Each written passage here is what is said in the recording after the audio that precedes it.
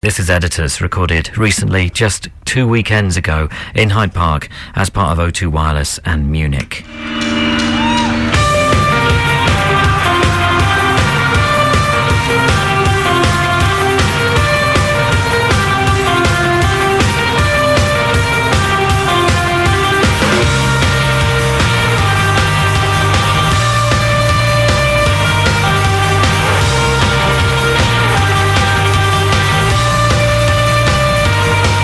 I'm so glad I found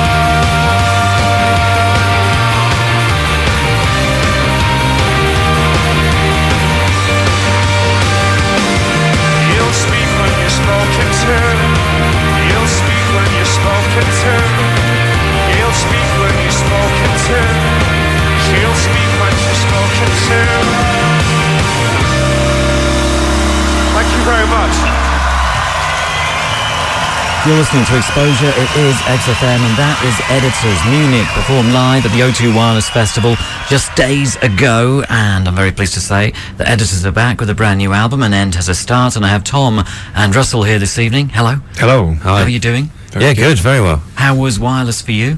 It's great, yeah.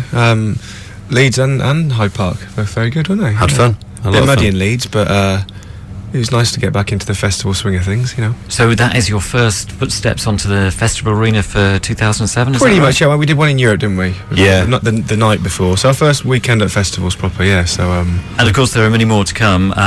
Does it take a while to get geared up to kind of get those springs oiled and all that kind of stuff? to get your hands ready to make people clap along, yeah, the festival clap along. No, I think we've been pretty kind of smoothed into it quite well, didn't we? So, yeah, it's been good. They're just a strange thing because you don't have any sound check or anything, so you just get up there and go, and it's each one's unique. So yeah. No, it sounded really, really good, and we did the live broadcast from which I've just taken Munich, and the whole thing sounded fantastic. And Great. I actually hadn't seen you do an outdoor gig, right? So I was really impressed by the outdoor moves and shapes of the way you got the crowd to rise to the occasion. No, it was excellent, and the new material sounded really, really great as well. And the new material is what we're all about tonight. It is the Xposure album playback of Editors. An End Has a Start. It's in the shops this week, but tonight you get Tom and Russell talking it through track by track, the whole thing.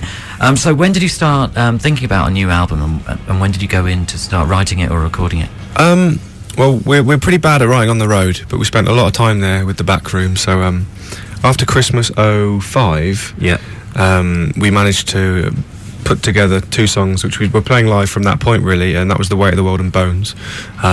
So when we stopped touring in September, that 06 it was then, it was just like, well, let's get these songs recorded, try out our potential producer Garrett Lee, and then we'll see where we are after that. And after that week's recording, we were all very happy and excited about our relationship with Jackknife Lee and also the songs and where we were going, but we also knew at that point we didn't have any more songs, so it's time to take some time out and lock ourselves away and start writing. And as the months went on, more and more songs came together, and by Christmas we'd been back into the studio in Ireland this time and done about 6 songs, I think. So, and then after Christmas we went back in again for another month and finished it off. Right, so this is Christmas 2006, or just before Christmas? 06, 07, yeah. 06, 07. So really, An End Has a Start is pretty fresh. Yeah, I think, yeah. Because I seem to remember seeing you both, actually, but Russell, you were doing a bit of DJing.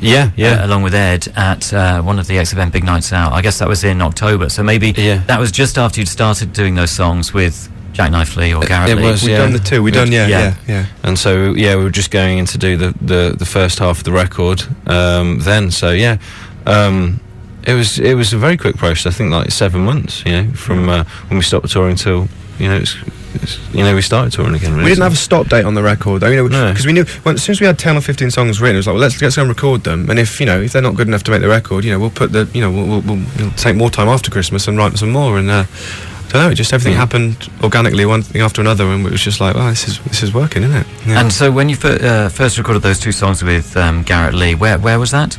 That was in London. That was in London. Yeah. And then he took you to Ireland. I know he likes to do a lot of recording in Ireland. I mean, I know the guy is from Ireland, from Northern Ireland, but doesn't he live in Kent or somewhere? He does now, yeah. He's got a little studio there as well. I did a lot of the vocals there, actually. But he's been there with a couple of records he's done previously, and I think we were a bit apprehensive to go there to start with. We made the first record in the middle of nowhere, but it was a lot kind of smaller environment and a lot more intense. And this one was a bit more, I don't know, bigger spaces, more rooms to kind of be creative and experiment. And we worked out really well. It's a beautiful place, I'd love to go there. It sounds good. The back room, I mean, how did it compare writing this new album? And obviously when you wrote The Back Room and recorded it, you were an unknown band pretty much, and since then obviously The Back Room was incredibly successful, and as you said, you've spent loads of time touring it and people loving your work across the globe.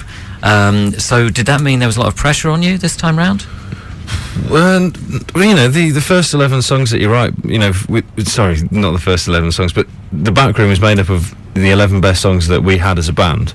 And, you know, those are the songs that we played, you know, through doing toilet tours of the UK, and you know, you just build it from there. And yeah, it's just a whole different scenario for a band once they've toured for 20 odd months and you kind of going in to do another record. But we wanted to be creative again. You know, we toured for so long that we were itching to get back into the studio and try new things, and to write new songs so we could go and play to people again. You know, that's what you want to do as a musician. So yeah, the pressure came from us just getting together the new album. Obviously making a record's always going to be slightly difficult, but we were very confident because we'd toured for so long, and you know, we were confident with our playing, and just itching to do another record. Yeah, so chomping at the bit, really.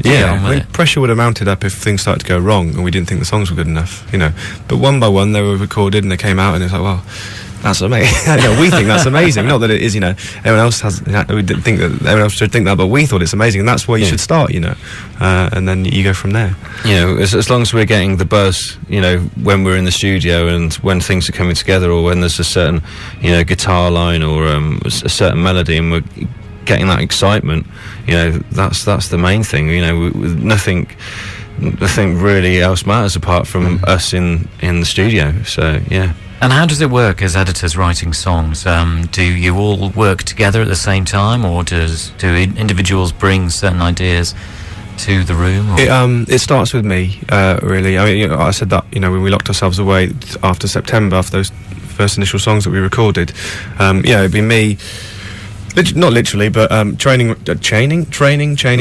myself to the a piano or acoustic guitar and my 8-track recorder, and just writing down ideas and lyrics and melodies and verses and choruses and putting them together. And then, because we don't live together anymore, you know, we're all over the country really, and I'd send them off via the wonder of the internet to the other band and also Garrett Lee, and we'd start talking about them and we'd think them through, and the guys would work out lines for here and there, and we wouldn't do that together, so everyone might have a slightly different idea where it should go.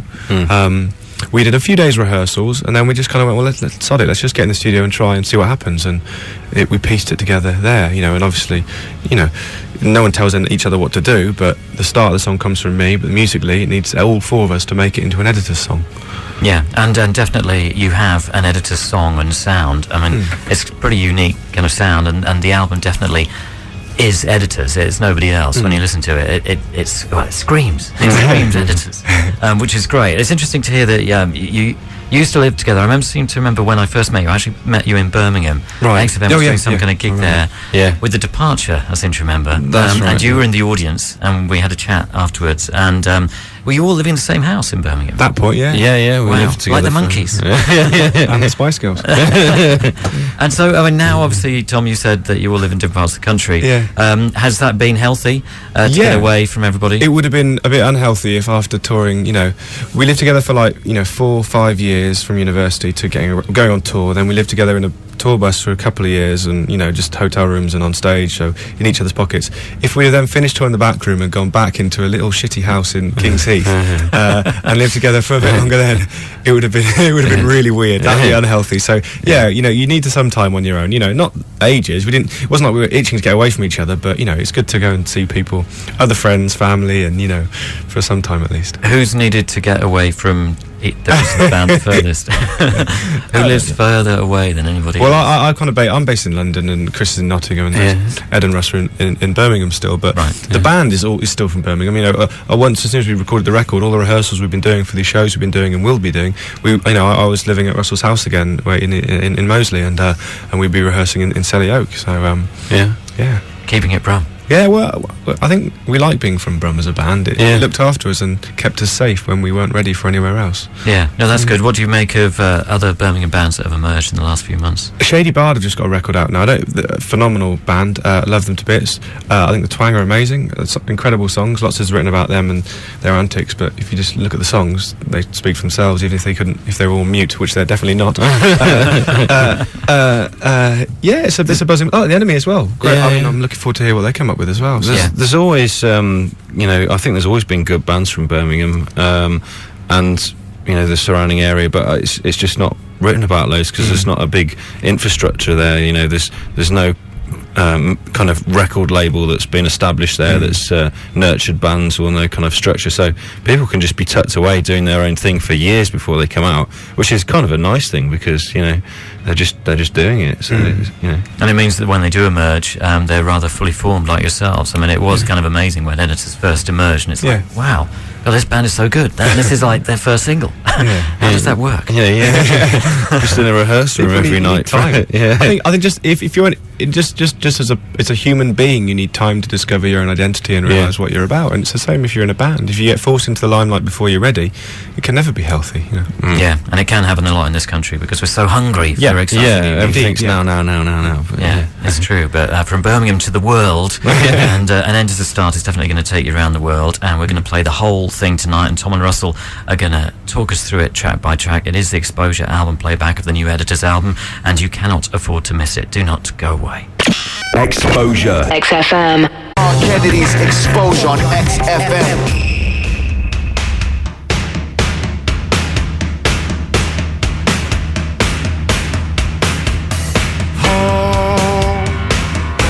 The blindfold down.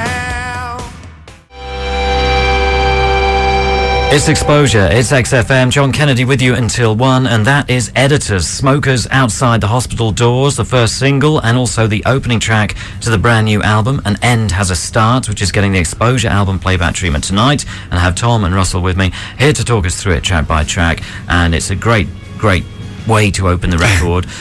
If The Way to the World and Bones were kind of the first compositions, where does Smokers come into it? Yeah, we recorded it in the first kind of, the first major session of recording, before Christmas, and it just felt important. It felt like it had an air of not arrogance, but it was like us. Melodically, it's a bit different for us, and the first time that you've used big major chords, I think, and it was kind of just being bolder, and we were like, we'll try and it just came naturally, but we wanted to make a really big epic song. We love bands like Spiritualized and Elbow, and it was just kind of, I don't know, felt the right time to do it. I think that's right. I think all the songs on the back room are based around minor chords. This one was the first time that we'd ever put our fingers to major chords. Right. Editors go major.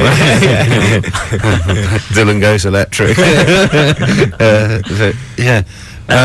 And the song just built. It's a big song, but it just kept building in the studio, and there's people lying around, and we were like, well, let's just everyone sing on it, at the end of the song. Garrett's a character, and he'll want to try things out, and if things don't work, then they don't work, but he'll put suggestions to us, and we try things, and that was the people that were there just sang it, and everything's like first take, so it's quite rough. It's not the, I don't know, London gospel choir, whatever. So it's just people that were lying around the studio. Right, I did wonder. I mean, because it does sound like a choir. So how many people in all were doing? I think it's about it's like 6 or 7 people, but they still sing it more than one go. And you just layer it up, and because they're not singers. They're just I'm one of those people, but I wouldn't describe myself as a singer. But it's just people singing that melody, and it has that kind of.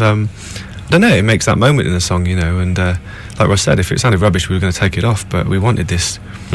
It's a massive song to start with, and it needed to go somewhere at the end. We needed to bring something else in, and it was just, it just worked. It was always going to open the record or finish the record. It was never going to be in the middle, and so bring in the choir, that's a good way. No, the choir works brilliantly, and Smokers Outside the Hospital Doors, the title alone conjures up quite a strong image. What's the actual song about, lyrically? I mean, there's a lot of the songs on the record touch on death and disease, really, or thinking about things coming to an end, which is, kind of serious, scary stuff. And the lyrics have always been kind of serious, but even on the first record. But it's an image of visiting a hospital as a child. Not that I've done it any more than anyone else, but on occasion, it's just something that stuck with me. And thinking back to that time, when you're a lot younger. I think illness and disease and ultimately death feel a long way away. You feel invincible. You're a child, and that's never going to be part of your life. And only when you're forced to visit that environment, you feel, Christ, things do come to an end. We're not here forever, and I'm not invincible. And I think as you get older, you come to realise that even more. It's part of life. It's inevitable, and yes, it's scary, but there are some equally, if not more, scary things that go on in the world. You know, you can pick up a newspaper or you know, turn on the news, and yeah, it's as far down that kind of, I'm not going to say political, but world view, you know, looking at events outside of my life, really, the bigger picture that we've ever gone in a song before. So, albeit in a kind of confused, insecure way, but, you know. And people often marry death up with birth, you know, with the idea that obviously when somebody dies at the same time, a baby's being born, and this is my clever DJ link into an end has a start, which is the next song on the album, and also the title track of the record, and has a kind of pulsing feel to it. What can you tell us about An End Has a Start? Why is it the title track, or did the title kind of come from the song? No, I mean, the title of the album came from the title of the song. But I mean, the song itself, we just wanted to make the most melodic, you know, in your face, like you said, pulsing club track. Yeah, pop nugget. Yeah, you know, just wanted it to be a rush. You know, as soon as we'd finished it, we were kind of like, Hannah said, just look at the timing on that. Oh, it's 3 minutes 26. You know, well, you know, that fits with you know, just what, you know. I don't know. We just wanted it to be a rush. You know, so yeah, it's got a mellotron on it. We like that instrument. It's great. So I was trying to be New Order. Yeah. It was a bit of a homage to New Order. Yeah. You know, in a way. But they wrote great songs. So, you know, and again, you know, kind of thinking of, you know, being aware of things coming to an end as well. But, you know, it's not looking at the bright side of death, because that's really a nasty way to think about it. But appreciating what you have while you have it, in light of you know, thinking about the scary stuff. So yeah. And this is it. An End to the Start. Editors, Xposure, XFM.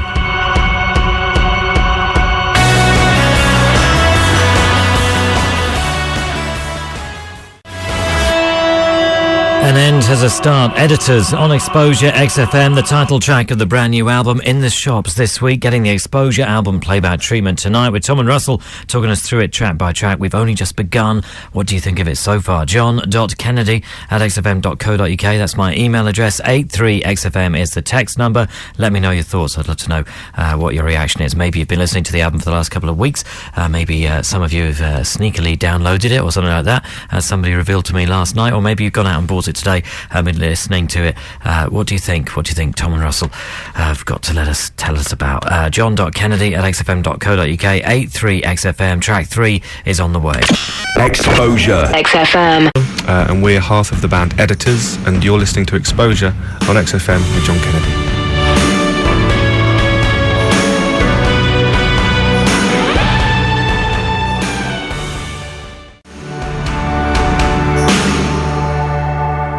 That is Editors, The Weight of the World, from the brand new album An End Has a Start, in the shops this week, and getting the Xposure album playback treatment tonight on XFM with Tom and Russell from the band, talking us through it track by track. That is track 3. You take it down into almost ballad mode. Yeah, it's our first proper ballad, really, I think. Yeah, it's exactly what it is. We tried to make a big, pretty Motown hymn. That's kind of what it is. That was the idea. Write a hymn that would have come out on Motown. I love that idea. Yeah, we had the song for a long time. It's 7 years old. But you know, we tried it in different ways, and we were never quite happy with it, and we wouldn't have been happy with it going on the back room. It wouldn't have suited those songs that went on it. So yeah, it just took a bit of time to get it right, and you know, find its identity. Yeah, it's find its identity, and once we started working with Jackknife Lee, he kind of focused that in even more, didn't he? So yeah, it was cool, and yeah, we just wanted to just make a big kind of Phil Spector-esque, you know, sounding power ballad. A power ballad. I'm picturing 2 videos in my mind for this. One with you as a Marvin Gaye type figure, maybe Tom, you know, dressed in a suit, or the other is a power ballad with a big hairy kind of 80s metal wig. Well, I'm getting there. You're working on it. Yeah. So you're definitely going in that direction. Very interesting. The next song is called The next song is called Bones, and this has a propulsive feel to it. Sorry, I'm not trying to get snappy one-word descriptions of the songs, but definitely is very propulsive. What can you tell us about Bones? Yeah, I mean, again, with Weight of the World, it's the 2 songs that, you know, kick-started the record for us, and we toured that song for a while, actually. We played it, you know, since Christmas January '06, whatever, when we were touring the back room, and especially festivals last year, and immediately playing it as a new song people had never heard before, but you could tell that the audience were buzzing off it, and we were, and we had to change it slightly, kind of make it a little bit more of a pop song. The ending sections changed from the old days, but just editors at what not editors do best, I hope, but what we've become successful for doing, immediate, I don't know, slightly darker pop song. And there's a way that we play when we're in a rehearsal room, when we just bring a song to the table, very naturally, that things can easily come out that way. And Bones and Munich and those type of songs is kind of representative of that. And so it's important. It's what we're about. It's where we've come from. So Bones is kind of a signpost to the past, I guess. And lyrically, I was thinking about the chorus is the main thing for that one for me. I mean, the rest of it's kind of this weird kind of documenting some kind of strange meeting with someone. But I was thinking of basically, if you think of your life as scales, and on one side you have the good things that happen to you, love, good times, happiness, just generally nice things, and on the other side you have things, scarier stuff, illness, hurt, I guess people around you being ill, or ultimately death. I think if you had them on a set of scales, if when you come to die, when it's the end of your time, if those things are equal, you've done all right. Yeah, that's what I was thinking. I don't know if that's right or wrong, but that's what my thought process was going when I was writing the words. Fair enough. And this is it. Editors, Bones, Xposure, XFM.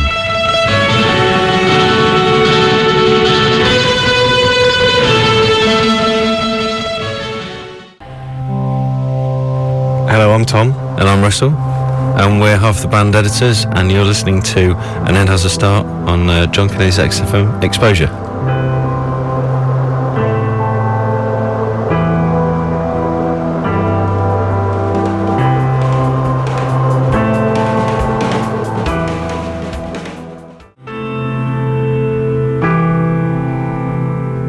It is Xposure, XFM. I'm John Kennedy, and that is Editors, When Anger Shows, from the brand new album An End Has a Start. And Tom and Russell from Editors are here tonight to talk us through it track by track. It is another Xposure album playback. What can you tell us about When Anger Shows? I think we spent the most time doing this song.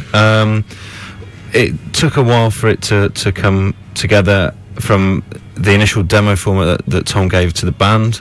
And the ideas that we had for it, rhythmically, guitar lines, the whole thing, structure-wise. Yeah, it just took a long time, and that's what the studio is really good for.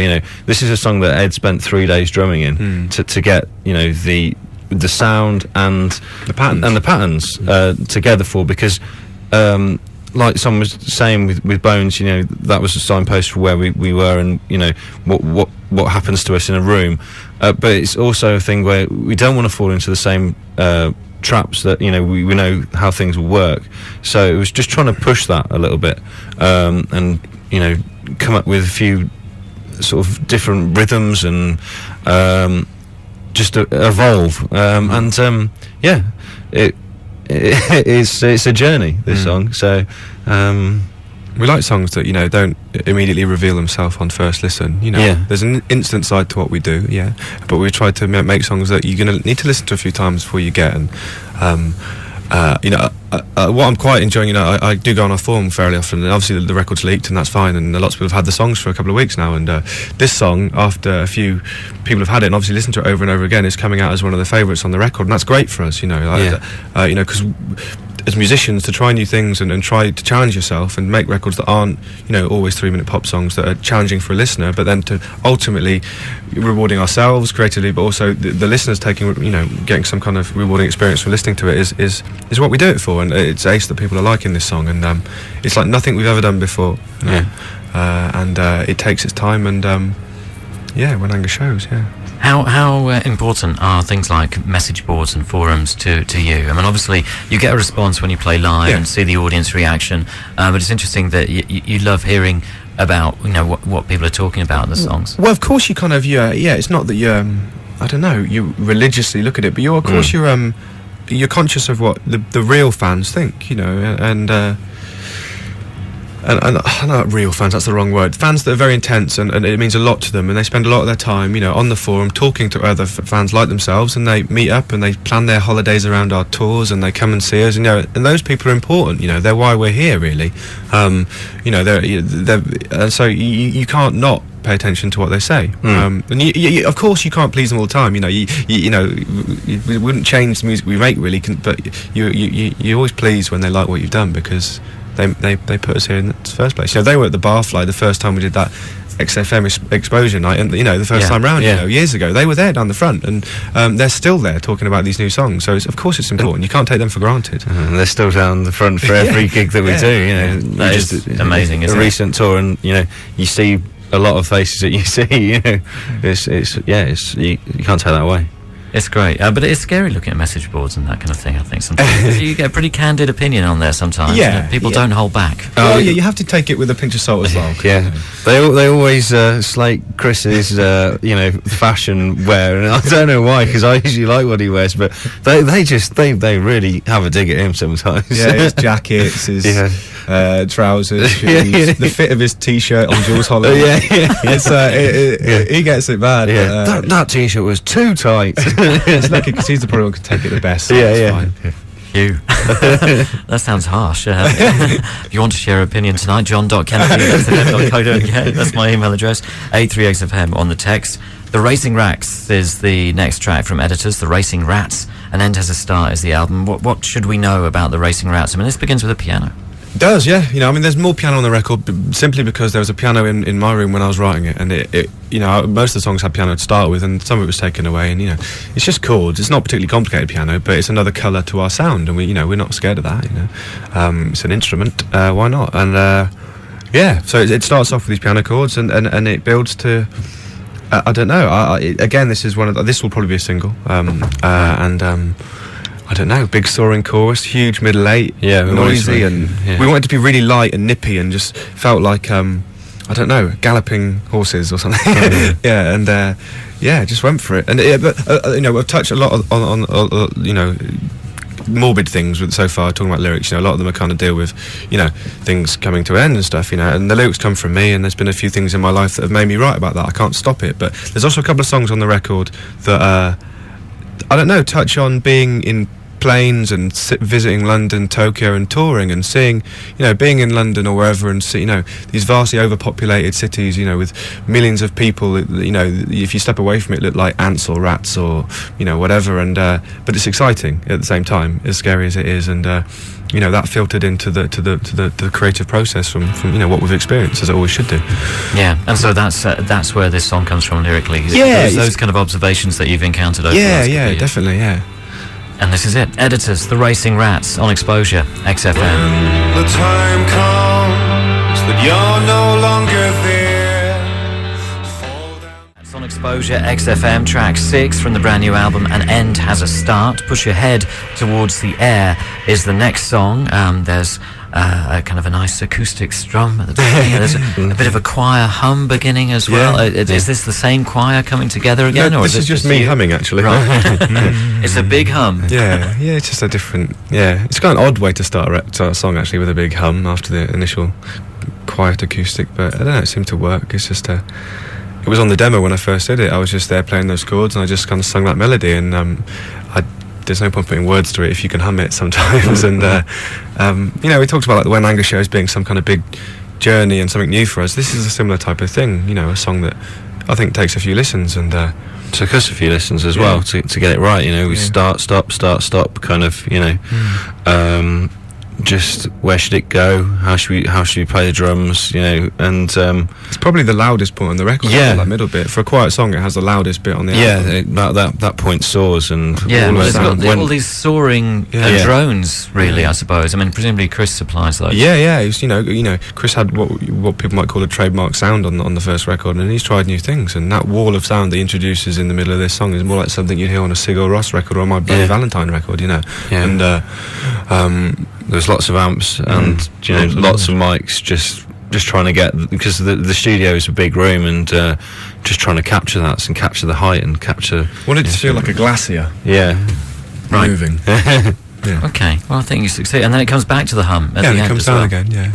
And is it a love song? Yeah, pretty much. It's a lightweight the world. It's kind of it's a hug of a song. It's a comforting song. Yeah, being next to someone that you love, I guess. So yeah, it's not a I will always love you song, but it's definitely aware of a love. Yeah. And this is it. Editors, push your head towards the air.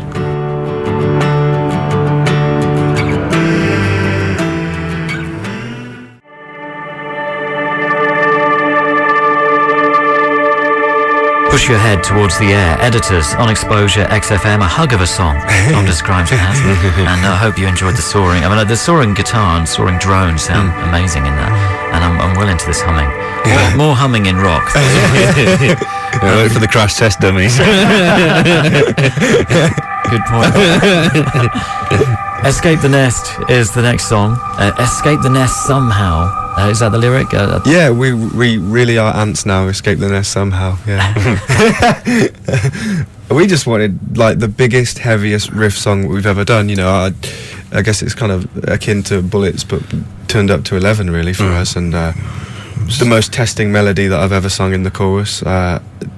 You have to push yourself and try new things, and that's what we did. And I don't know, we just got in a room and we played it. And that's pretty much how it is on the record, just those two parts just going round and round, and we were like, yeah, that rocks. So yeah, I love the point that Franz Ferdinand, that's Alex from Franz Ferdinand, we described "Take Me Out." That point at the beginning of the song where it feels like a roller coaster going tick tick tick tick tick tick tick before it gives way to the thing. Yeah. There's a point at the end of this song where there's this big suspension, and we kind of wanted the same thing, where it feels like you're getting to the top and and then suddenly it crashes back in again, and fun, music like that's fun, exciting, makes you want to drive fast, makes you want to, I don't know, not fight, but it's exciting, makes you feel alive.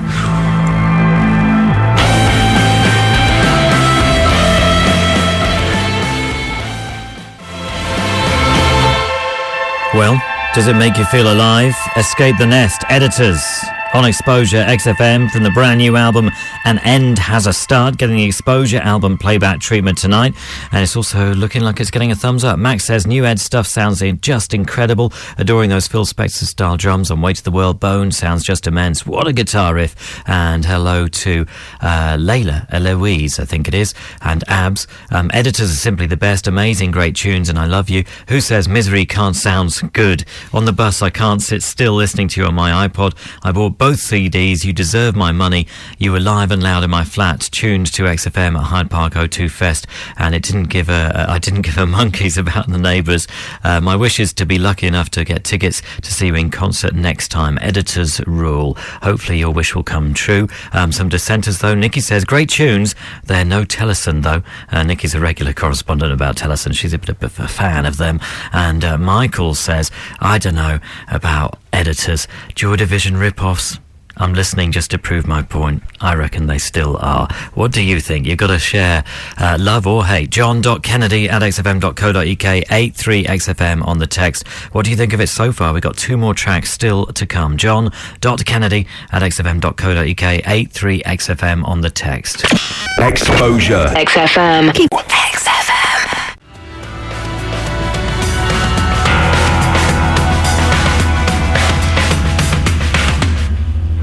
You're listening to Xposure. It's XFM. I'm John Kennedy, here with you until 1, and that is Editors with Spiders from the brand new album An End Has a Start, which has been getting the Xposure album playback treatment tonight with Tom and Russell from the band talking us through it track by track, and that is another ballad, I guess. Yeah, it's quite cinematic. We wanted this kind of, that word is used too much in the description of music generally, but we wanted to make something that felt like a film score a little bit.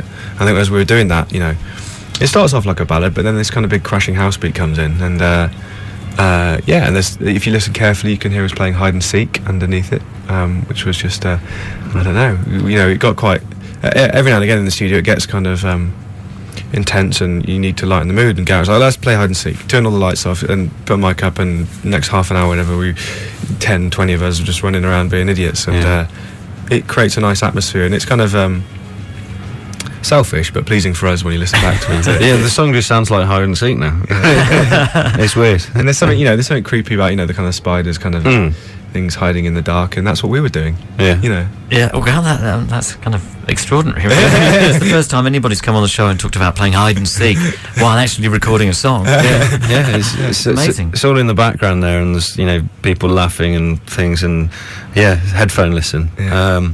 And it was one of the latter songs that we did for the record, and I just. That's how it went. Just did it. Yeah. We just did it. And do you think playing hide and seek is Garrett Lee's magic ingredient that he brings? That's why so many people seem to turn to Garrett Lee at the moment for production work. He's young and mad and enthusiastic, and he never loses sight of the band and never loses sight of any individual in the band. But he tries to turn it up. Yeah. Magnify it. Yeah. So he doesn't want anything to get stale, and so he just revitalises us every day. It'd be amazing. You come into the studio, and then Garrett would come in, and he just talk nonsense at you for like an hour and a half about I don't know sometimes what about, and then we go, right, let's record, and he go, yeah, okay. So he'd beat you down and just actually think, oh God, I've had enough of this. Excellent, that sounds fantastic. Right, only one more song to go, amazingly. It's great. I mean, it seems as if you've really concentrated and made this, right, this is going to be 10 songs long. Yeah. There's no flab on this record. Yeah. I'm not saying there was any flab on the back room. But, Well, yeah. But it just seems like, right, you really know what you were trying to set out to do. And we recorded more, but it was a decision to have a 10-song record, and it comes in at, I don't know, 40-something minutes. It's not a particularly short record, but I think lots of records more recently, so even records that are thought of being like the great records of recent time have probably got a couple of songs that don't need to be on there, and a lot of, back in all the David Bowie records or whatever, just like Iggy Pop records, they had like 8 songs on them, didn't they? Yeah. But then I guess they made one record every 2 years. But, it's a debate that I'm sure you have many times down the pub.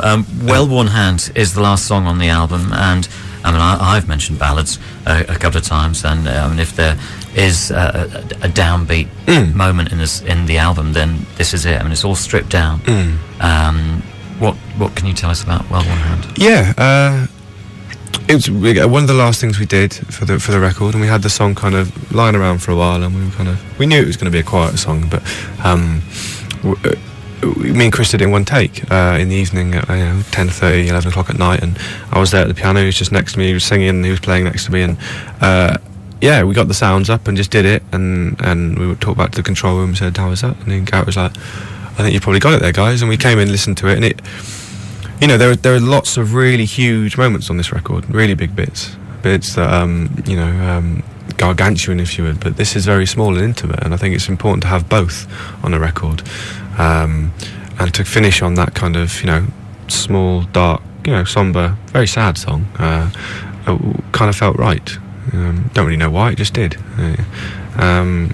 And as soon as we did it, we knew, there's no way that can go anywhere on the record other than last, because you can't have a song after a song like that. And, Good work. It's been great to see you. Cheers. Thanks so much for coming in and talking us through the album. Good luck with all the touring. I guess it's another 18 months now. Yeah. You say that with a nice big smile on your face. Here we go. We were back in here in a year's time interviewing us towards the end of it, when we were releasing the 10th single off the album. When Well Worn Hand goes to nothing. We get it on Grey's Anatomy. This is it, the last track tonight from Editors, Well Worn Hand on Xposure, XFM.